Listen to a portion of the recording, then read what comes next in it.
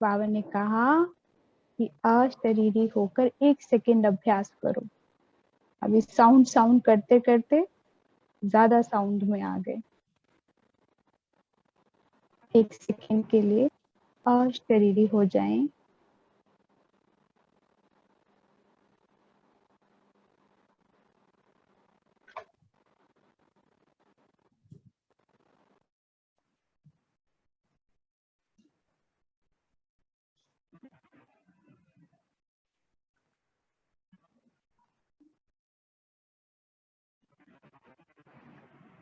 अपना लाइट का बॉडी देखें।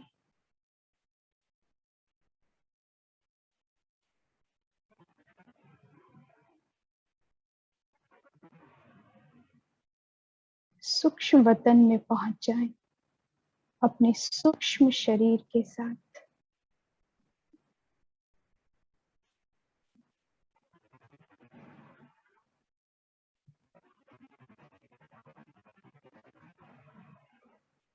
बाबा का हाथ पकड़ लें।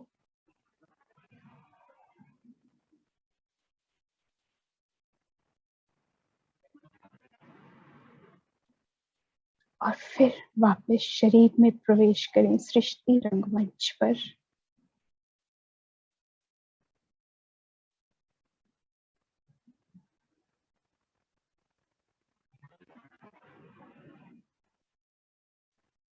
बाबा को अपने सम्मुख रखें। अव्यक्त बाप दादा अव्यक्त महावाक्य सुनाने आए हैं। बिल्कुल अपने सम्मुख बिठा लें।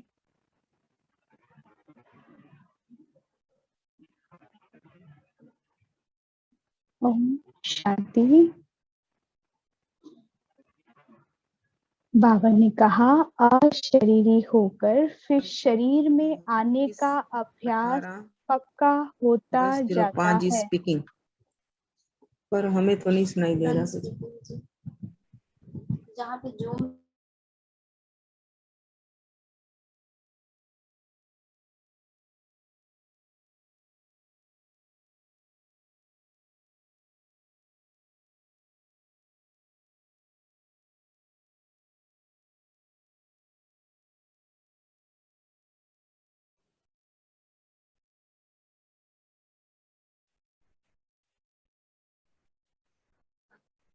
जैसे बाप दादा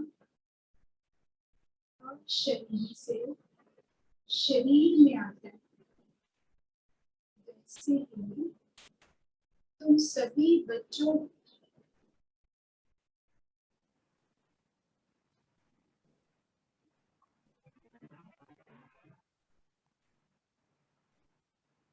अशरीरी होकर के शरीर में आना।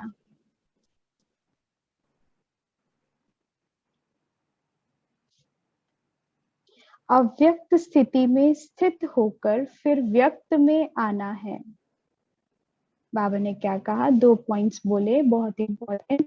अशरीरी होकर फिर शरीर में आना है। ये अभ्यास पक्का होता जाता है, क्योंकि अभी 36 मुरली हम अव्यक्त महावाक्य बाबा के पढ़ चुके हैं, और हर एक महावाक्य में बाबा ने क्या कहा? अशरीरी होकर बैठो। खड़ी खड़ी अभ्यास, 2 ही अभ्यास कराए, अव्यक्त और अशरीरी। निराकारी बनकर फिर साकार में प्रवेश करो। तो बाबा ने आज भी फिर यही कहा कि ये अभ्यास पक्का होता जाता है। जैसे बाप दादा अशरीरी से शरीर में आते हैं, अशरीरी निराकार शिव बाबा पहले सूक्ष्म वतन में, सूक्ष्म शरीर में बाबा के ब्रह्मा बाप के, और फिर दोनों ही सूक्ष्म अति सूक्ष्म होकर फिर दाढ़ी के तन में प्रवेश करते थे, शरीर में प्रवेश करते थे।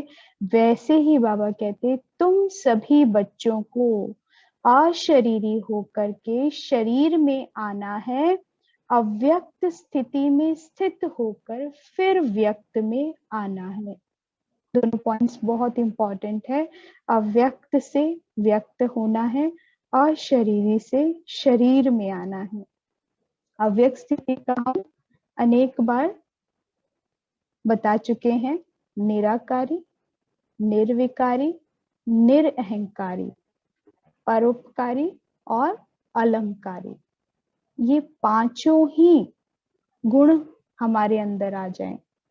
निराकारी, निर्विकारी, निरअहंकारी, अलंकारी और परोपकारी, जैसे 5 स्वरूपों का अभ्यास करते हैं, ऐसे ही ये पांचों क्वालिटी जब हमारे अंदर आ जाएगी तीनों, तो यही क्या है? अव्यक्त अवस्था है, संपूर्ण अवस्था है। तो बाबा कहते हैं ऐसा अभ्यास दिन प्रतिदिन बढ़ाते चलते हो। बाबा क्वेश्चन कर रहा है। बाप दादा जब आते हैं तो किससे मिलने आते हैं? बहुत ही सुंदर बाबा उत्तर देंगे इसका। आज आपको फिर से बाबा इतना ऊंचा स्वमान देकर जा रहे हैं कि आपको स्वमान में स्थित हो जाना है। कितनी विशेष हैं आप। आज बाबा आपको बताता है। बाबा पूछते हैं कि बाप दादा जब इस धरा पर आते हैं तो किससे मिलने आते हैं? तो किसी ने कहा, एक बच्चे ने, आत्माओं से। आप सब क्या कहते हैं? सबके मन में क्या क्या चलेगा? अब बाबा के उत्तर से मैच करना। फिर बाबा पूछते हैं, वो ठीक है कि रूहानी पिता आत्माओं से मिलने आता है। बाबा कहते हैं आत्माएं भी कौन सी? जो सारे विश्व में श्रेष्ठ आत्माएं हैं। क्या कह रहे हैं बाबा? जो सारे विश्व में श्रेष्ठ हैं। टाइटल क्या था? बाप दादा की उम्मीदें। जो सारे विश्व में श्रेष्ठ हैं, केवल उनसे मिलने आते हैं, उनके संग बैठते हैं, उनको पढ़ाते हैं, उनकी पालना करते हैं, उनको सिखाते हैं, उनके संग खेलते हैं, घड़ी घड़ी मिलन मनाते हैं। क्योंकि मोस्ट वैल्यूएबल कौन है? शिव बाबा है। और शिव बाबा किससे मिलेगा? जो विशेष होता है, जो ऊंचा होता है, वो हमेशा अपने लेवल के लोगों से मिलता है। प्रधानमंत्री भी होगा तो किससे मिलेगा? पूरी कैबिनेट से मिलेगा, संसद के मंत्रियों से मिलेगा, डायरेक्ट जनता से नहीं मिलता। क्यों? क्योंकि उसके हैंड्स हैं, उसको पूरे देश का संचालन करना है, पूरे देश का कार्य करना है। तो किससे मिलेगा? जो एक एक राज्य से जुड़ा है, एक एक राज्य को संभाल रहा है, जो राज्य का विशेष है, उनको ही तो मिलेगा। तो बाबा कहते हैं कि बाप दादा परम पिता परमात्मा जब इस धरा पर आती है तो किससे मिलती है? बाबा कहते हैं आप बच्चे कौन सी आत्माएं हो? बाबा कहते हैं श्रेष्ठ आत्माएं। क्योंकि सृष्टि की जो आदि की आत्माएं हैं, जिनके द्वारा सृष्टि का परिवर्तन है, नवयुग आता है, उन आत्माओं से बाप मिलते हैं। तो इतना ऊंचा स्वमान आज बाबा देते हैं। बाबा कहते हैं इतना नशा रहता है? नहीं रहता तो आज दिन से चढ़ा लेना। क्या नशा चढ़ाएंगे? कि हम विश्व की श्रेष्ठ आत्माएं हैं, जिनसे स्वयं भगवान रोज मिलने आते हैं, जो अपना सारा कार्यभार किसको देते हैं? हमें जिम्मेवारी का ताज दिया है ना, मनसा सेवा करनी है, पांचों तत्वों को पवित्र बनाना है, एक एक आत्मा को जगाना है।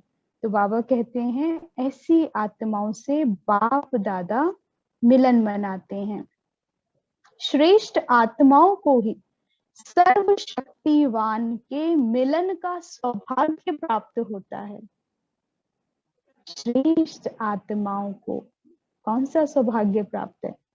सर्वशक्तिवान के मिलन का। तो बाबा कहते हैं तो बाप दादा भ्रिकुटी के बीच में चमकते हुए सितारों को ही देखते हैं।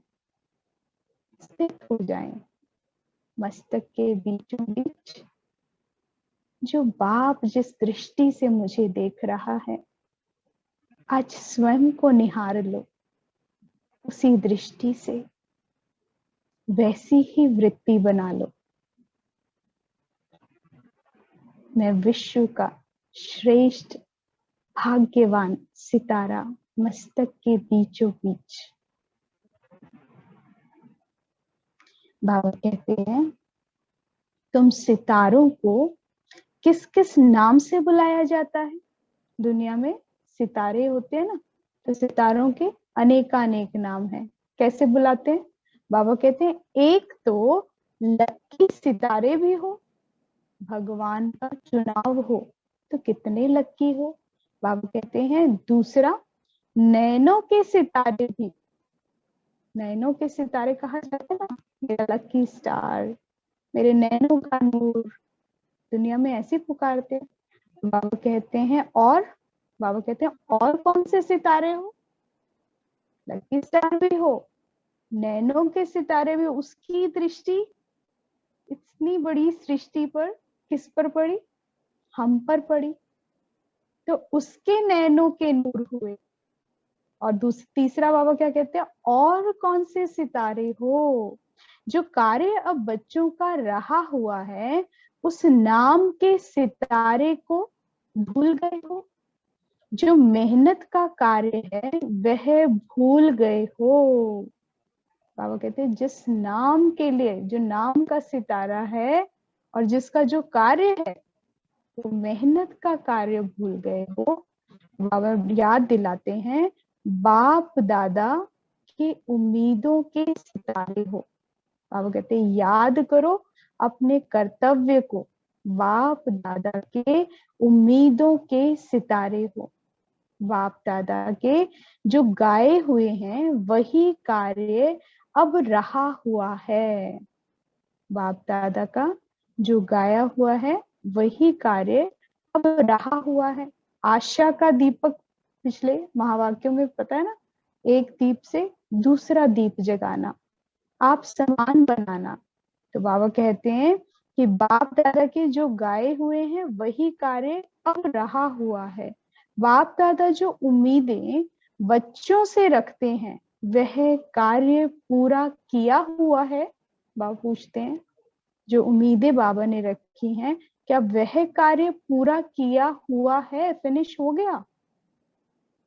सेवाएं दी है ना, बाबा के फरमान है, आज्ञाएं हैं, वो सब क्या है? वो बाबा हमसे उम्मीद लगाता है कि मैंने फरमान दिया है अब पूरा होगा। सेवाएं कैसे और किस रूप में? एक एक दीपक को जगाना है, एक एक दीपक को। तो बाबा पूछते हैं वह कार्य पूरा हुआ? ये होमवर्क है। बाबा कहते हैं पूरा हुआ कि नहीं हुआ? तो बाबा कहते हैं बाप दादा एक एक सितारे में यही उम्मीद रखते हैं कि एक एक अनेकों को परिचय देकर लायक बनाए। क्या उम्मीद है? क्या कार्य बाकी है? एक एक अनेकों को परिचय दे, एक एक अनेकों को परिचय देकर, केवल परिचय नहीं देकर छोड़ देना कि बाबा का संदेश दे दिया, दीदियां हमें संदेश दे देते, हम घर घर बांट आते हैं, लेकिन बाबा क्या कहते हैं? अनेकों को परिचय देकर फिर लायक बनाना है। आप समान, जैसे तुम्हें यथार्थ परिचय हुआ, तुम उस सुख शांति की अनुभूति कर रहे हो, तुम उसका राइट हैंड बन रहे हो, तुम यज्ञ की संभाल पे लग गए हो तन मन धन से। तो बाबा पूछते हैं क्या बाकी आत्माओं को जिनको परिचय दिया, जिनको संदेश दिया, उनको आप समान बनाया, यानी लायक बनाया? लायक से ही उम्मीद लगती है। तो बाबा चाहते हैं कि लायक तैयार करो, एक से ही अनेक बनने हैं। एक एक रत्न, एक एक जिसको ज्ञान देते हो, बहुत इंपॉर्टेंट आत्माएं हैं। अगर जरा भी सुनती हैं, 7 डेज का कोर्स उठाती हैं, थोड़ा बहुत भी चलती हैं, तो बाबा कहते थोड़ा मेहनत करो उनके ऊपर, उनको आप समान बनाओ, लायक बनाओ। तो बाबा कहते हैं ऐसे एक आत्मा अनेक बनाएगी, अनेक को बनाना है। यह चेक करो कि हम ऐसे बने हैं, अनेकों को बनाया है, नहीं बनाया तो ये मेरा कार्य बाकी रहा हुआ है। क्लास वर्क के बाद होमवर्क। क्लास वर्क में बाबा ने क्या कहा, अनेक को बनाओ, पीछे लग जाओ, सारी सृष्टि का परिवर्तन करना है। स्व परिवर्तन तो करना ही है, निरंतर चेकिंग। और उसके लिए बाबा ने कैसे सेवा करनी है, कौन से गुण धारण करने हैं, वो सारी चीजें हमें बता दी हैं। तो बाबा कहते हैं उनको स्मृति में रखकर, हर स्वमान को स्मृति में रखकर, उसका स्वरूप बनकर सेवाओं में उतरो। और सेवा में जब उतरते हो तो इस भावना से एक भावना और ऐड करना कि आप समान बनाकर उतरेंगे, लायक बनाएंगे, और एक को नहीं अनेक को बनाएंगे। तो बाबा ने कहा उसमें भी क्वांटिटी तो बन रहे हैं, क्वांटिटी तो बहुत बना दी है। बाबा कहते हैं कुछ बच्चे ऐसी अच्छी पुरुषार्थ करते हैं कि ज्ञान सुनाते हैं, बाबा की बातें भी बताते हैं, और कैसे परिवर्तन होना है ये भी बता देते हैं। क्वांटिटी तो खड़ी कर देते हैं। कोर्स में क्या होता है, क्वांटिटी होती है, और जो वैसे प्रदर्शनी में देते हैं उसमें कितनी क्वांटिटी आ जाती है।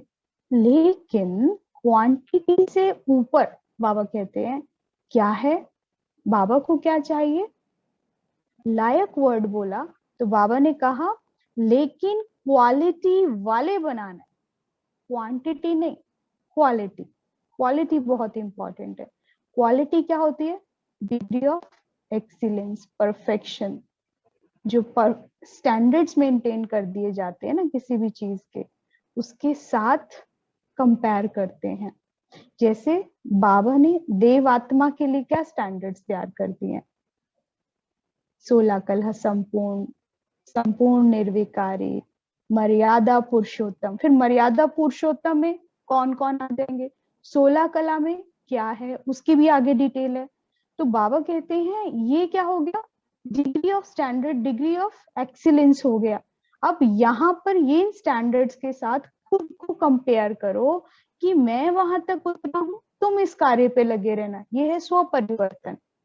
मानव से महामानव क्या है, अपने अंदर वो क्वालिटी लेकर आना, वो चेंज लेकर आना। चेंज किस बेसिस पे लाओगे कि हमें कुछ स्टैंडर्ड्स दे दिए हैं, इसका इसके साथ कंपैरिजन इतना परसेंटेज होना चाहिए। तो बाबा ने वो 100% दैवी गुणों की बात कर दी है, कौन से गुण हैं, कैसे लेके आने हैं। और ये भी अव्यक्त महावाक्यों में क्या बता दिया कि अगर ये पावर चाहिए, ये शक्ति चाहिए, तो ये गुण धारण करो।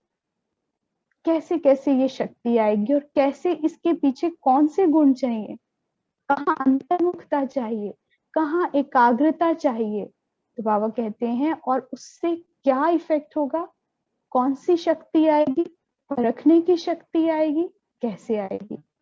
तो ये क्या हो गया, क्वालिटी आपके अंदर आती रहेगी, डिग्री ऑफ एक्सीलेंस। तो बाबा कहते हैं ऐसे ही क्वांटिटी तो बना देते हो, भगवान आया हुआ है, हमें पुरुषार्थ करना है, मानव से महाबन, लेकिन बनना कैसे है, महामानव की क्वालिटी क्या है।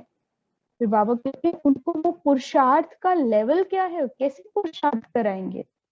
अमृत वेला बता दिया 4 बजे उठना, लेकिन उसमें क्या करना है, उसमें भी जो इतना मूल्यवान समय है, तो उस मूल्यवान समय में कैसा थॉट होना चाहिए, कैसे बैठना है, क्या स्थिति होनी चाहिए, कैसी अव्यक्त स्थिति और कैसे अशरीरी अवस्था होगी, कौन सा स्वमान लें, कैसे बैठे, कितनी देर बैठे, एकाग्रता कैसे आएगी, कैसे रूह रिहान करनी है, कैसे मनसा सेवा करनी है, कैसे पांचों तत्वों को योगदान देना है। तो बाबा कहते हैं सब बताना, यानी क्वालिटी की आत्मा तैयार करेंगे। तो बाबा कहते हैं यह उम्मीद बाप दादा सितारों में रखते हैं। अभी यह कार्य रहा हुआ है, क्वालिटी का कार्य रहा हुआ है, अनेकों को मैसेज रहा है, अनेकों को क्वालिटी वाले अनेक बनाना, बाबा के बच्चे। तो बाबा कहते हैं ये कार्य रहा हुआ है, क्वालिटी वाला बनाना है, क्वांटिटी बनाना यह तो चल रहा है। दुनिया में भी जब कुछ खरीदने जाते हो क्या खरीदते हो, क्वालिटी की चीज खरीदते हो। ब्रांडेड कहते हैं ना, ब्रांड की चीज लेने जा रहे हो, तो जहां ब्रांड होगा, जहां क्वालिटी होगी, क्वांटिटी अपने आप आएगी। क्वांटिटी के लिए जाना नहीं पड़ेगा। अपनी चीज को, अगर क्वालिटी प्रोडक्ट है, सिर्फ एक को टेस्ट करा देते हैं, एक ने टेस्ट किया, उसको वो परफेक्शन आई, उसमें एक्यूरेसी आई, तो वो क्या करेगा, अपने आप महिमा करेगा, अपने आप अनेकों को ले आएगा, ये खरीदो। तो बाबा कहते हैं क्वालिटी की एक तैयार कर दो, एक तैयार होगी, अनेक क्वांटिटी को ले आएगी। क्वांटिटी की जरूरत नहीं पड़ेगी, क्वांटिटी तो पीछे पीछे है। तो बाबा कहते हैं क्वालिटी वाली एक आत्मा क्वांटिटी को आपे ही लाएगी, एक क्वालिटी वाला अनेकों को ला सकते हैं, क्वालिटी क्वांटिटी को ला सकती है। अभी यही कार्य जो रहा हुआ है उसको पूरा करना है। अपनी सर्विस की क्वालिटी से, अपनी सर्विस की क्वालिटी से आप खुद संतुष्ट रहते हो। फिर बाबा कहते हैं जो आप सेवा करते हो, जो इतना समय लगाते हो, तो बाबा कहते हैं क्या आप संतुष्ट रहते हो? क्वांटिटी को देख खुश तो होते हो, लेकिन क्वालिटी को देख सर्विस से संतुष्ट होना है। क्वालिटी को देख सर्विस से संतुष्ट होना है। दुनिया के सत्संगों में जाओगे ना, क्वांटिटी है, किसी के पीछे जाओ क्वांटिटी मिलेगी।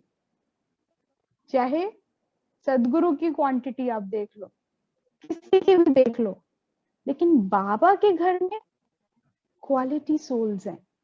क्वांटिटी कम मिलेगी, लेकिन एक एक जो रेगुलर आता है, डेली वाले जो रेगुलर है, क्वालिटी आत्मा है, अपने आप में विशेष है, देव आत्मा है, और वो अपना कार्य यथार्थ कर रही है।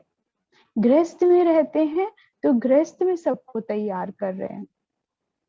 इसलिए बाबा कहते 1969 में चली थी, लेकिन अभी का टाइम देखो तो क्वालिटी वर्क शुरू हो चुका है। तो बाबा कहते हैं क्वालिटी कैसे लाएंगे? जितनी जितनी जिसमें डिवाइन क्वालिटी होगी, उतना ही क्वालिटी वालों को लाएगी। बहुत इंपॉर्टेंट, और इसे अंडरलाइन करो। पहले तो खुद उस डिवाइन क्वालिटी को जानना है, परखना है, और उसके विस्तार में जाना है। हम व्यर्थ के विस्तार में जाते हैं, लेकिन बाबा कहते हैं एक गुण को उठाओ। गुण अपने आप में क्या है? डिवाइन वर्च्यूज अपने आप में क्वालिटी है, गुणवत्ता ही तो कहते हैं हिंदी में क्वालिटी को। तो एक गुण को उठाओ, एक शक्ति को उठाओ, और उनके विस्तार में गहनता में जाओ, उसकी डीप चेकिंग करो, और अपने अंदर उसकी परसेंटेज को चेक करो। सरलता कहा, पवित्रता कहा, क्या है? एक शब्द की गहराई में डूब जाओ, उसकी डेप्थ में जाओ, उसकी ब्रेड्थ में जाओ, पूरा चारों तरफ से उसको कवर करो, और उसके सार में डूब जाओ, और उस सार को पी जाओ, सार बन जाओ, उस स्वरूप बन जाए, वो गुण आपके अंदर हो। जब वो क्वालिटी आएगी तो आपकी वो विशेषता बन जाएगी, जो सर्व आत्माओं के सम्मुख होगी। जो आपके पास आएगा, जो आपके संपर्क में रहेगा, वो उस क्वालिटी को सहज उठा लेगा।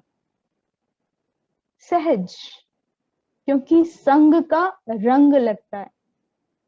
आपने उठा लिया, दूसरे इजीली उठा लेंगे। उठाना किसे है? पहले क्वालिटी कहाँ लानी है? खुद में लानी है। बाबा का एक एक महावाक्य, एक शब्द, आज की जो हमने अभी पढ़ा है, पहली लाइन, अशरीरी होकर शरीर में आओ। इस एक महावाक्य का आप विस्तार में जाएंगे, विस्तार में जाना, इसका अनुभव करके लौटेंगे, तो अपने आप क्वालिटी इंक्रीज हो जानी है। अशरीरी अपने आप में क्या है? कितनी बड़ी एक्सीलेंस है, कितनी बड़ी परफेक्शन है।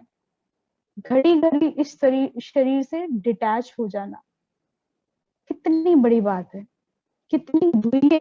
रहस्य इसमें समाया हुआ है।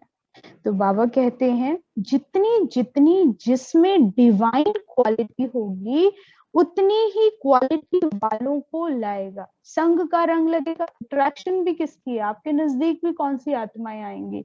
जैसे आप हैं वैसी ही आत्माएं अट्रैक्ट होती हैं, खिंची चली जाती हैं। लेकिन जो नहीं होगा, जिसे पसंद ही नहीं आएगा, वो सहज छोड़कर चला जाएगा, वो रह ही नहीं पाएगा आपके संग में।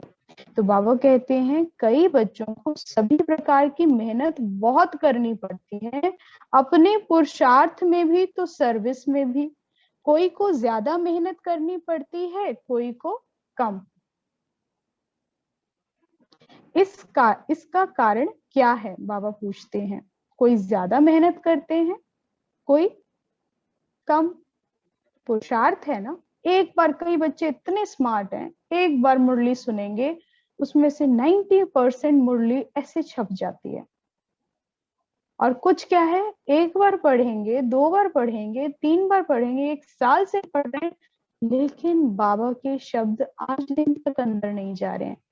बाबा पूछते हैं पुरुषार्थ में और सर्विस में, दोनों में अंतर आ जाता है। कोई को बहुत मेहनत लगती है, कोई को बहुत कम मेहनत लगती है।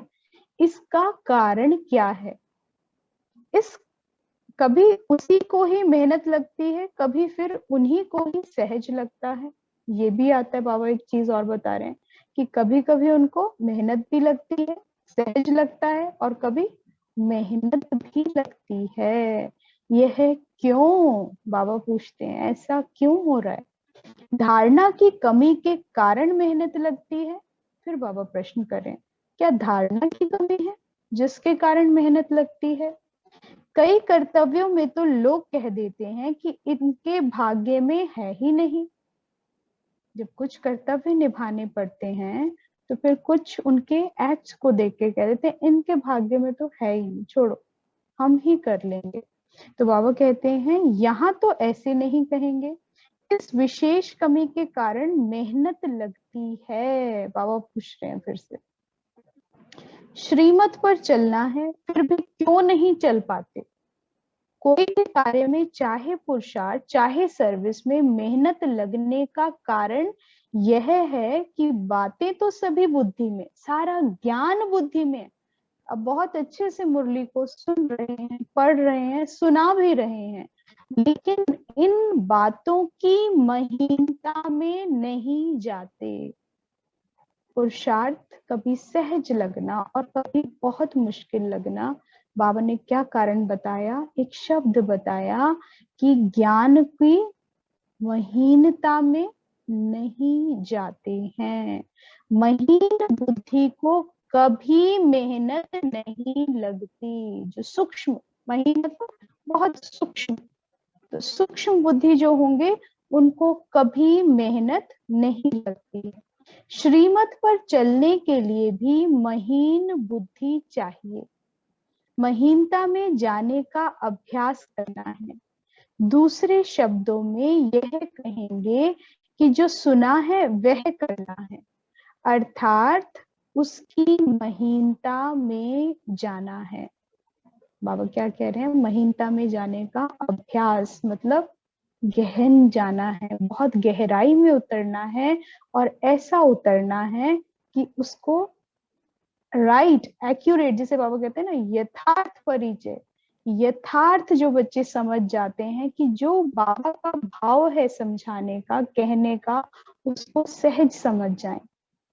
इतना विस्तार पढ़ा लेकिन उसमें सार को पहुंच गए हैं कि बाबा क्या चाहते हैं। आज बाबा ने उम्मीद कहा है, तो वो उम्मीद क्या है और वो कैसे हमारे अंदर उसके लायक कैसे बनेंगे, वो बाबा बता रहे हैं कि तुम्हें क्वालिटी सोल्स तैयार करनी है।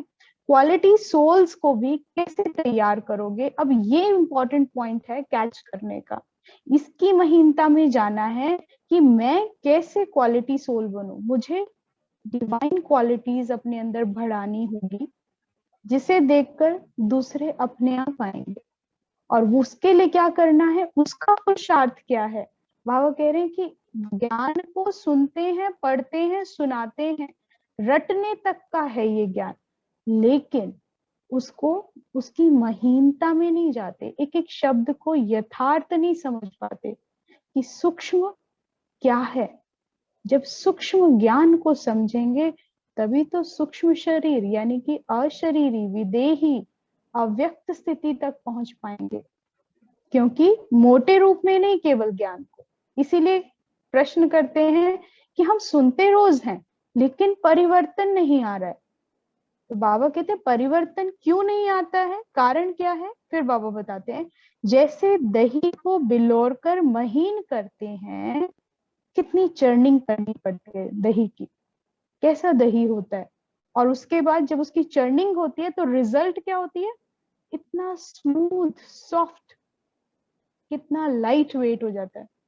वही दही का वेट करोगे और वही मक्खन का वेट करोगे, कितना अंतर आ जाता है। जो उसमें एक्स्ट्रा होता है ना, वाटर होता है, वो सारा वाटर निकल जाता है और केवल वो जो क्रीम होती है उसमें वो स्मूथ फैट फैट रह जाता है।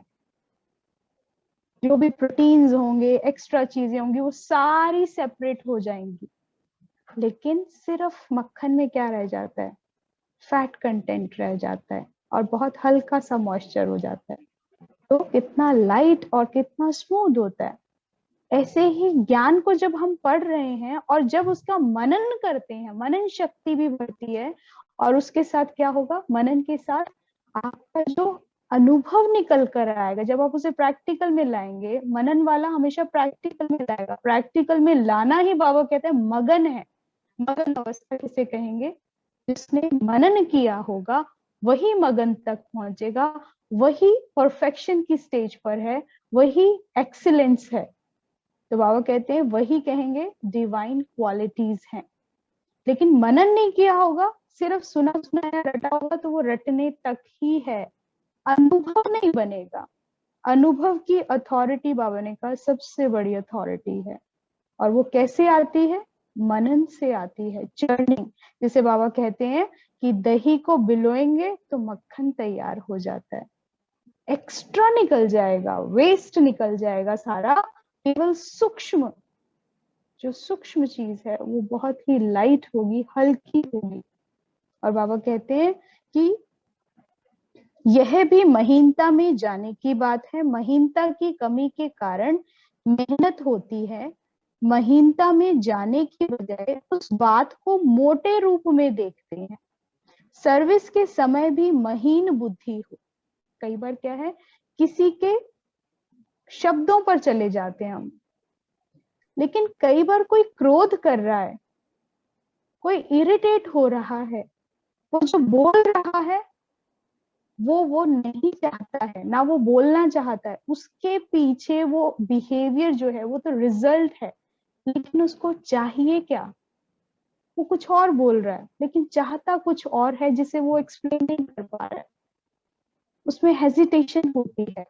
लेकिन जो सूक्ष्म बुद्धि होगा, जो सूक्ष्म में बैठा होगा, जो अव्यक्त स्थिति में होगा, जो अशरीरी भाव में होगा, वो उसके क्रोध को नहीं सुनेगा, वो उन शब्दों को कभी नहीं सुनेगा। वो क्यों ऐसा बोल रहा है, उसकी चाहत क्या है, और अगर वो चाहत पूर्ण कर देंगे, वही क्रोध और वो शब्द समाप्त हो जाएंगे। जैसे बच्चा रो रहा होता है, बोल नहीं सकता, एक्सप्लेन नहीं करता है, लेकिन माँ इतनी कनेक्टेड होती है उसके साथ कि उसके रोने से पता चल जाती है कि ये भूख का रोना है या उसके वस्त्र भीगे हुए हैं, किस लिए रो रहा है, एक सेकंड में भाप जाती है।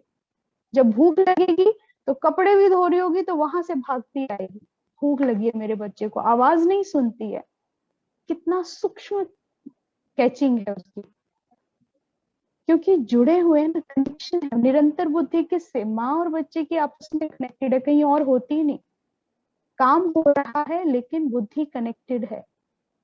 ऐसे ही जब हम बाबा के साथ यथार्थ योग में है, कनेक्टेड है निरंतर, तो बाबा जैसे हमें देखता है, जिस दृष्टि से देखता है, कैसे हम थे और कैसे आए थे, लेकिन बाबा हमें कैसा देखता है, किस भावना से देखता है।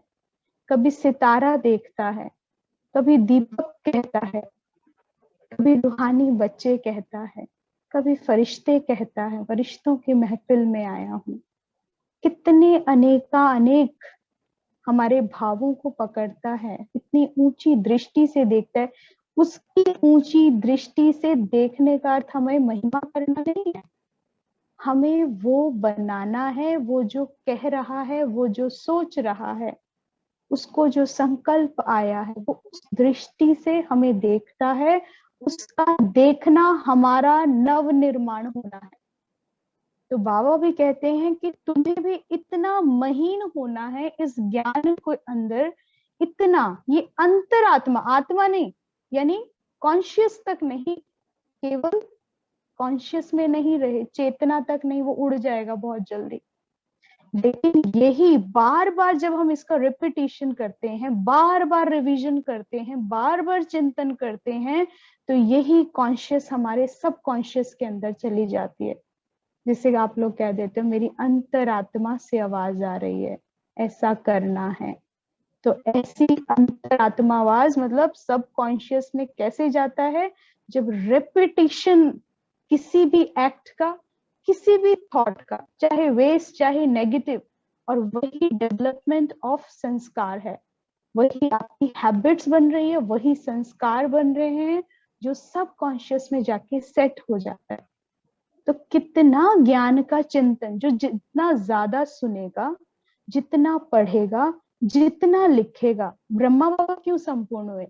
क्योंकि लिखित तक आ गए थे, लिख लिख कर रिवाइज करना। मैं आत्मा हूँ, ये आत्मा है, फलाना आत्मा है। आत्मा आत्मा करते करते इस बिंदु रूप की स्थिति में स्थित हो गए, और वही कर्मातीत की स्टेज तक पहुंचे,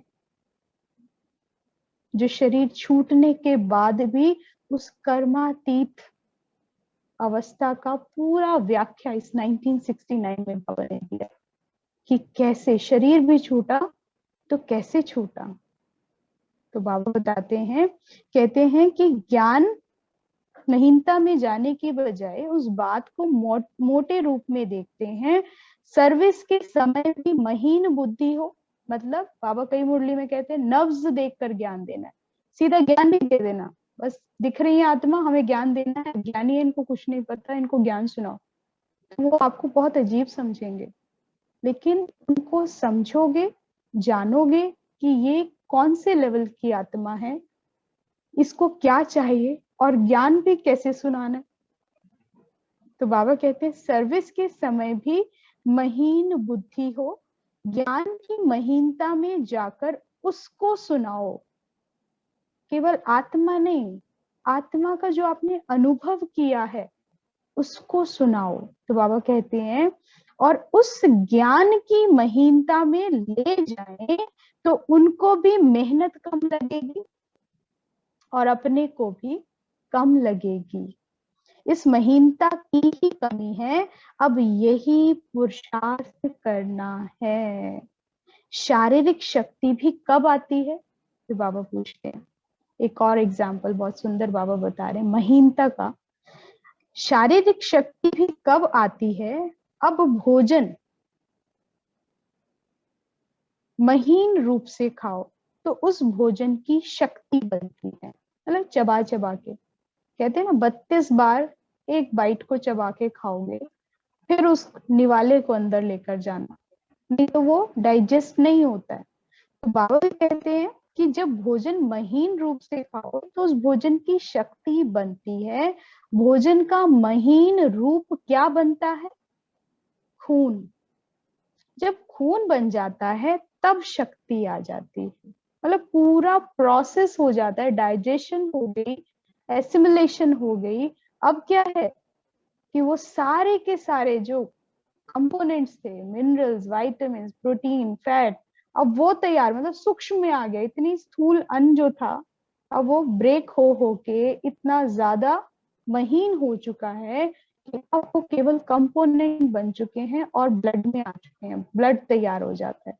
तो बाबा कहते हैं जैसे खून रिजल्ट अपने आप में उस भोजन की महीनता है, एंड रिजल्ट।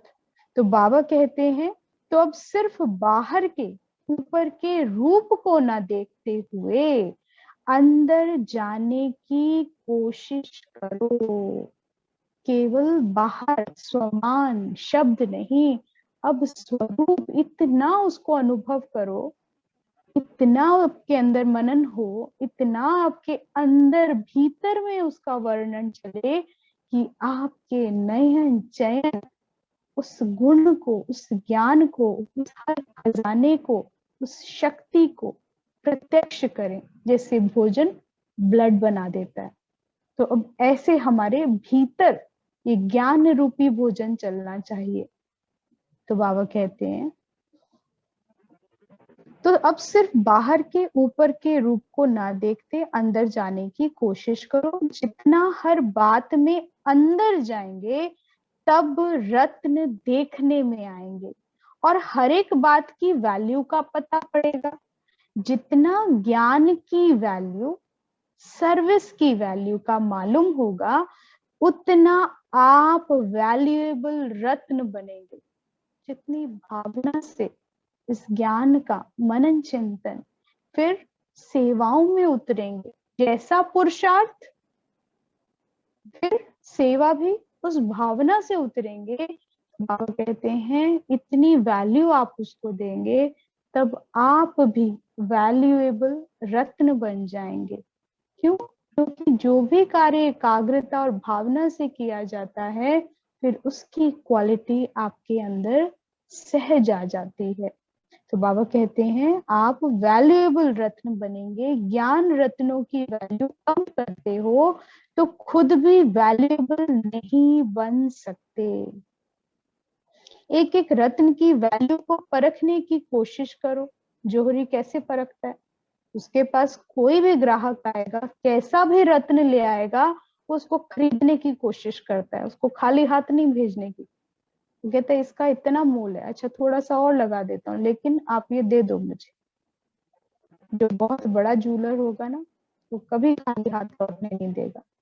ऐसे ही बाबा कहते हैं कि तुम भी एक एक खजाना जो बाबा ने दिया, ज्ञान गुण और शक्तियों का, उसको वैल्यू दो। और जो सेवा में करते हो तो उसकी वैल्यू और बढ़ा दो, उसको अप्लाई करो, यूज करो, पेश करो। ग्राहक सामने है। सेवा का मतलब क्या है कि आप किसी के सम्मुख जा रहे हैं, इस ज्ञान को पेश कर रहे हैं, स्वरूप बनकर पेश कर रहे हैं। सैंपल कहाँ से लाओगे? और चीजों का तो सैंपल दिखा देते हैं कि ये चीज, ये इसका सैंपल है, आप पसंद करो। बाबा कहते हैं तुम दुकानदार भी हो, सौदागर भी हो, रत्नागर भी हो, तुम सैंपल कहाँ से लाओगे? क्योंकि ये शब्द तो सिंबॉलिक है, प्रतीक है। कहाँ से आएंगे? आप खुद ही सैंपल हो। जब आप सेवा कर रहे हो, जब आप सौदा कर रहे हो इस ज्ञान का, तो बाबा कहते हैं सैंपल भी कौन लाएगा? कहाँ से लाओगे? किसका एग्जाम्पल दिखाओगे? आप खुद, आपके नयन, आपका मुख, आपकी रूहानियत, आपका व्यवहार, आपकी वाणी, हर चीज प्रत्यक्ष करेगी। You are the sample. आप ही एग्जाम्पल हो, आप ही सैंपल हो इस ज्ञान का। तो बाबा कहते हैं आप वैल्यूएबल रत्न बन जाओगे। जितनी वैल्यू आप दोगे वो आपसे प्रत्यक्ष होगी। जो प्रत्यक्ष होगी वो आपकी विशेषता होगी। तो बाबा कहते हैं वैल्यूएबल रत्न को क्या किया जाता है? फिर किसी बच्चे ने कहा छिपाकर रखना होता है। बाप दादा के जो वैल्यूएबल रत्न है, क्योंकि वैल्यूएबल बन जाओगे तो बाबा के वैल्यूएबल रत्न कहलाओगे। बाबा कहते हैं उन्हों को बाप दादा छिपा कर रखते हैं। बहुत सुंदर बाबा कह रहे हैं। तो बाबा कहते हैं माया से छिपाते हैं, माया से छिपाकर फिर कहाँ रखते हैं? फिर प्रश्न किया। जितना जितना जो अमूल्य रत्न होंगे, यानी जिसका मन और बुद्धि बहुत स्पेशल है, महीन है, वैल्यूएबल है, रत्नों को पेश करने वाली है, एक्सप्लेन करने वाली है, बाबा कहते हैं मैं उसको छिपा कर रखता हूँ। जितना जितना जो अमूल्य रत्न होंगे उतना उतना कहाँ छिपाते हैं? बाप दादा के दिल तख्त पर निवास करेंगे। जब दिल तख्त नशीन बनेंगे तब राज्य के तख्त नशीन बनेंगे। पुरुषार्थ क्या है? बाबा के दिल पर चढ़ना। बाबा के दिल पर कौन चढ़ेगा?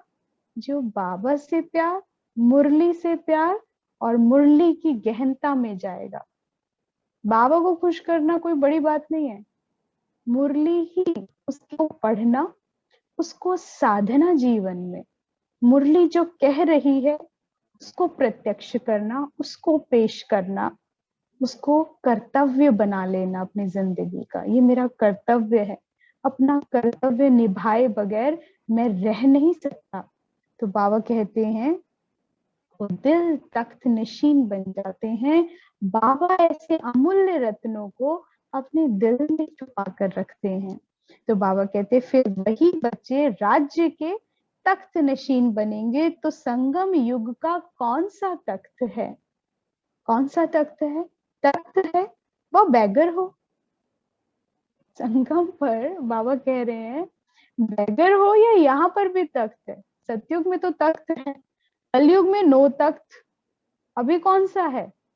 एक अकाल तख्त भी बाबा कहते हैं, एक दिल तख्त भी कहते हैं। और बाबा कहते हैं अगर इन दोनों नहीं है, ना अकाल तख्त पर हो ना बाबा के दिल तख्त पर हो, तो फिर क्या हुए? तो बाबा कहते हैं तख्त है या बैगर हो। संगम युग पर कौन सा तख्त मिलता है? बाप दादा के दिल का तख्त। यह सारे जहान के तख्तों से श्रेष्ठ है। सतयुग के तख्त से भी श्रेष्ठ कौन सा है? बाप दादा के दिल तख्त। तो बाबा कहते हैं कितना भी बड़ा तख्त सतयुग में मिले, लेकिन इस तख्त के आगे वह क्या है?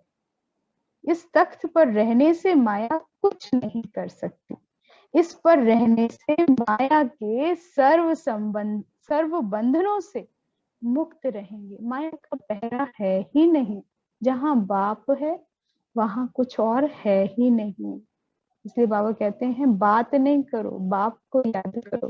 क्योंकि जहां बात है वहां बाप नहीं है, और जहां बात है वहां माया ही माया है। इसलिए बाबा कहते हैं कि बाबा के दिल तख्त से उतरो नहीं, दिल तख्त पर चढ़े रहो और मौज करते रहो। अच्छा, ओम शांति शांति शांति। तो आज का होमवर्क,